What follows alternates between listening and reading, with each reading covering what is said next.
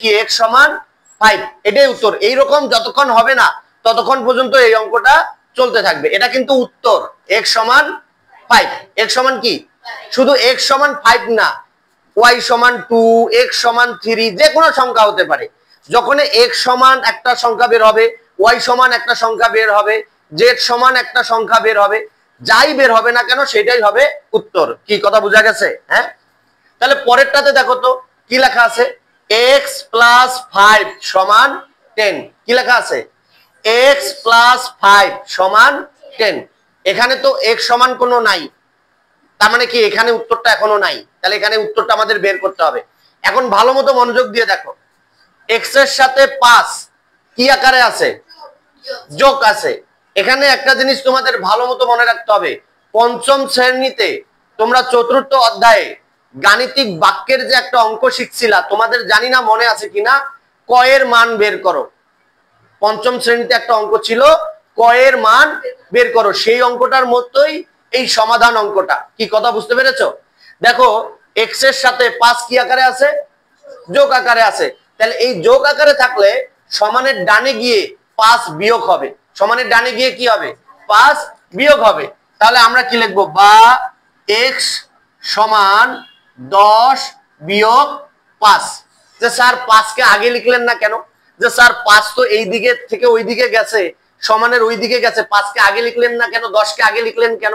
দেখো, যে বাড়িওয়ালা বাড়ি ভাড়া দেয়, সে যে জায়গায় আছে ওই জায়গায় থাকে, তার পিছনে অন্য কোনো রুম ভাড়া থাকলে সেগুলা ভাড়া দেয়। কিন্তু যে জায়গায় যে বাড়িওয়ালা আছে উনি তো ওই জায়গায় থাকে, সে কিন্তু জায়গা চেঞ্জ করে না। তো সমানের এ পাশে 10 আগেই, ওইটা ওর বাড়ি, ও কেন চেঞ্জ করবে? ও যে জায়গায় আগে আছে আগেই থাকবে, পরেরটা গেলে তার পিছে যাবে। কি কথা বোঝা গেছে? হ্যাঁ, এটা কিন্তু মনে রাখতে হবে। তার মানে এখানে আরো একটা জিনিস বোঝা গেল, যে গাণিতিক অঙ্ক কখনো সমানের বাম দিকে থাকতে পারবে না, গাণিতিক অঙ্ক সমানের ডান দিকে যাবে। গাণিতিক অঙ্ক যদি ভুল করে এ পাশে এসে যায়, তাহলে সে আবার তার জায়গায় ফিরে যাবে। কোন পাশে? সমানের ডান পাশে ফিরে যাবে। আর ডান পাশে যখন ফিরে যাবে তখন তার পরিবর্তন হবে। কি হবে? যোগ থাকলে বিয়োগ, বিয়োগ থাকলে যোগ, গুণ থাকলে ভাগ, ভাগ থাকলে গুণ হবে। ঠিক আছে? তারই একটা ধারাবাহিক জিনিস আমি তোমাদেরকে শেখাচ্ছি। তাহলে দেখো, x এর সাথে 5 কি আছে? যোগ আকারে আছে। তো 5 তো এদিকে থাকতে পারবে না। কেন? কারণ 5 এর নিয়ম হচ্ছে 5 গাণিতিক ধ্রুবক, আর গাণিতিক ধ্রুবক কোন দিকে থাকবে? সমানের ডান দিকে থাকবে। তো এর জন্য 5 কে সমানের ডান দিকে নিয়ে আসলাম। কারণ ডান দিকে নিয়ে আসার পরে তার আবার কি হলো? চিহ্ন পরিবর্তন হলো। এখানে প্লাস আকারে ছিল, ওপাশে গিয়ে কি হবে? মাইনাস। এটা রুলস, এটা এখানে রাখতে হবে। যোগ থাকলে সমানের ডান পাশে গিয়ে কি হবে? বিয়োগ হবে। এখন যদি আমরা বিয়োগ করি, বা এখন আমাদের বা লেখার দরকার নাই, এখন আমরা লিখবো সুতরাং x সমান 5। x সমান কত? তাহলে এখানে x সমান বের হলো, তার মানে এটার উত্তর কমপ্লিট। এটার উত্তর। তাহলে এটাকে আমরা কিভাবে লিখবো? এটাকে আমরা লিখবো নির্ণয়ে সমাধান, নির্ণয়ে সমাধান 5। নির্ণয়ে সমাধান 5। কি বুঝছো না বোঝো নাই? এরপরে 3 নাম্বার অঙ্কটাতে দেখো, 3 নাম্বার অঙ্কটাতে কি বলেছে? x মাইনাস 5 সমান 10। তো 5 তো এই দিকে থাকতে পারবে না, 5 কোন দিকে যাবে? 5 যাবে ওই দিকে। তাহলে আমরা কি লিখবো? বা x সমান 10, মাইনাস 5 পাশে গিয়ে কি হবে? প্লাস হবে। এটা কিন্তু মনে রাখতে হবে। তাহলে আমরা লিখবো এখানে প্লাস 5। তাহলে সুতরাং x সমান 15। তাহলে এই x সমান যে বের হলো, তার মানে সেটার উত্তর হয়ে গেল। তাহলে পরে আমরা লিখবো নির্ণয়ের সমাধান 15। কি বুঝতে পারছো? এখানে আবার আর একটা জিনিস খেয়াল রাখতে হবে। এখানে আরো একটা জিনিস বোঝা যাচ্ছে, যে চলকগুলো থাকে সমানের বাম পাশে, আর গাণিতিক ধ্রুবক থাকে সমানের ডান পাশে। এটা কিন্তু মনে রাখতে হবে। আর ভুল করে যদি কেউ কারো পাশে বেড়াতে যায়, তাকে আবার তার বাড়িতেই কিন্তু ফিরে আসতে হবে। সেটা আবার আমরা তার পরের পাঠে শিখবো সুন্দর করে। ঠিক আছে? এরপরে আসো, এরপরে 4 নাম্বারটা দেখো কি আছে? 2x সমান 10। 2x সমান কি আছে? 10। এখন খেয়াল করে দেখো, এই 2 এই দিকে থাকতে পারবে না, তাকে কোন দিকে যেতে হবে? সমানের ডান পাশে। কেন? তার ধর্মই হচ্ছে সমানের ডান পাশে যাওয়া, তার মানে তার বাড়ি হলো সমানের ডান পাশে। কি বুঝছো না বোঝো নাই? খুশি? কিন্তু x এর সাথে 2 কি আকারে আছে? গুণ। কারণ এখানে তো যোগও নাই বিয়োগও নাই। তাহলে কোন গাণিতিক ধ্রুবকের সাথে যদি কোনো চলক পাশাপাশি অবস্থান করে, তাহলে সেটা কি থাকে? গুণ আকারে থাকে। তাহলে এই এক্স এর সাথে 2 গুণ আছে, তাহলে এই 2 পাশে গিয়ে কি হবে, ভাগ হবে। এটা নিয়ম, এটা রুলস, মনে রাখতে হবে। তাহলে আমরা লিখবো বা x সমান 10/2, সুতরাং x সমান 5। তো এই যে x এর একটা মান বের হয়ে গেল, তার মানে কি এটাই উত্তর, তার মানে কি এটাই উত্তর। এরপরে আসো 5 নাম্বার। 5 নাম্বারটা কি আছে দেখো, x/2 সমান 10। আচ্ছা এই 2 তো এইদিকে থাকতে পারবে না, কারণ 2 এর ধর্ম হচ্ছে, গাণিতিক ধ্রুবকের ধর্মই হচ্ছে ও পাশে যাবে, আর ও পাশে গেলে কি হবে, পরিবর্তন হতে হবে। তো x এর সাথে 2 কি আকারে আছে, ভাগ, তাহলে ও পাশে গিয়ে কি হবে, গুণ হবে। তাহলে আমরা কি লিখবো, বা x সমান 10 গুণন 2, সুতরাং x সমান 20। তাহলে x সমান 20, তারপরে নির্ণয়ের সমাধান কত, 20। কি বুঝছো না বুঝো নাই? তাহলে এই জায়গায় কি বোঝা গেল, এই জায়গায় বোঝা গেল যে গাণিতিক ধ্রুবক সমানের ডান পাশে থাকবে এবং চলক সমানের বাম পাশে থাকবে। কিন্তু ভুল করে যদি কেউ কারো দিকে চলে যায়, তাকে ধাক্কা দিয়ে তার দিকে পাঠায় দিতে হবে। কি কথা বুঝতে পারছো না বুঝতে পারো নাই? যে স্যার এইরকম একটা অঙ্ক করাই দিলে সবচেয়ে ভালো হয়, যেটা ভুল করে একজন আরেক দিকে বেড়াইতে গেছে। কি ঠিক আছে? তাহলে চলো এখন আমরা সেই অঙ্কটির সমাধান শিখে নেই।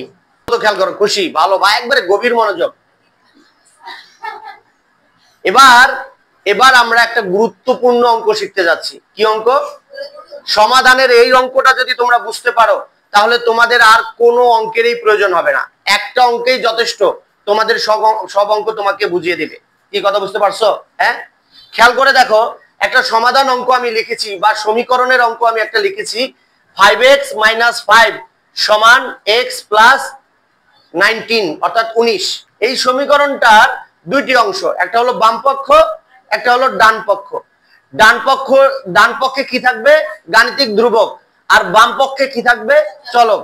কিন্তু ভুল করে যদি কেউ কারো পাশে বেড়াতে যায়, তাহলে তাকে তার দিকে ধাক্কা দিয়ে পাঠিয়ে দিতে হবে, গলা ধাক্কা দিয়ে, যা তোর বাড়ির ওইদিকে তুই যা, ঠিক না? তাহলে এখন এখানে কি কেউ কেউ ভুল করছে? ভুল করছে নি? ভুল করছে খুশি? ভুল করছে। কে ভুল করছে? এই 5 ভুল করছে, আবার এই পাশে x ভুল করছে। এই 5 এই দিকে থাকতে পারবে না, এই 5 কে কোন দিকে পাঠাতে হবে, ডান পক্ষে। আবার এই চলক আবার ভুল করছে, এই চলক আবার ডান দিকে থাকতে পারবে না, ওকে আবার বাম দিকে আনতে হবে। কি কথা বুঝছো না বুঝো নাই? হ্যাঁ, এখন যখন তারা তার জায়গায় ফিরে যাবে, তখন তারা চিহ্নের পরিবর্তন করবে। কিসের পরিবর্তন করবে? যোগ থাকলে বিয়োগ হবে, বিয়োগ থাকলে যোগ হবে। কি কথা বুঝতে পারছো? তারপরে আবার গুণ থাকলে ভাগ হবে, ভাগ থাকলে গুণ হবে। তাহলে চলো যার যার জায়গায় তার জায়গায় পাঠায় দিই। আমরা লিখবো বা। এখানে আরেকটা প্রশ্ন করি, বলো তো এখানে বা লিখি কেন? এই প্রশ্নটা তো তোমরা কেউ করলা না। আমরা এখানে বা লিখি কেন? কারণ এই অঙ্কের মাঝখানে সমান আছে, তার মানে কি দুইবার তো সমান দেওয়া যাবে না, এই কারণে শুরুতে বা দিতে হবে। কোনো অঙ্কের মাঝখানে যদি সমান চিহ্ন থাকে, তাহলে শুরু করতে হবে বা দিয়ে। কি দিয়ে? বা দিয়ে। তাহলে এখন এই 5x তো এই দিকেরই মানুষ, এই দিকেরই জিনিস, তা তাদেরকে ওই দিকেই রাখতে হবে 5x। আর এই x তো ভুল করে এই দিকে চলে আসছিল, তাকে এখন আবার তাকে তার দিকে আনতে হবে। তো x এর সামনে কি চিহ্ন আছে? কোনো চিহ্ন নাই। কোনো চিহ্ন না থাকলে কি চিহ্ন ধরতে হয়? প্লাস চিহ্ন ধরতে হয়। তাহলে এ পাশে এসে সে কি হবে? প্লাসই হবে না, এ পাশে এসে তার চিহ্ন পরিবর্তন হবে, কি হবে? মাইনাস হবে। তাহলে প্লাস x এ পাশে এসে হবে মাইনাস x সমান এই যে 19 তার ওই দিকেরই মানুষ, ওই দিকেই তার স্থান, তাহলে সে ওই দিকেই থাকবে। তাহলে আমরা এখানে কি লিখবো? 19। যে স্যার তার সামনে যে প্লাস আছে, আমরা কি এখানে প্লাস দিব না? না, কারণ প্লাস দিলেও প্লাস, না দিলেও প্লাস। কিন্তু 19 এর সামনে যদি মাইনাস থাকতো, তাহলে অবশ্যই কিন্তু আমরা তার সামনে মাইনাস চিহ্নটা ব্যবহার করতাম। মাইনাস চিহ্ন না দিলে কিন্তু অঙ্কটা হইতো না।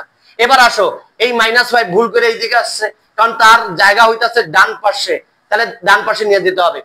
5 এর সামনে কি আছে? তাহলে এ পাশে এসে কি হবে? প্লাস। তাহলে এ পাশে এসে হবে +5।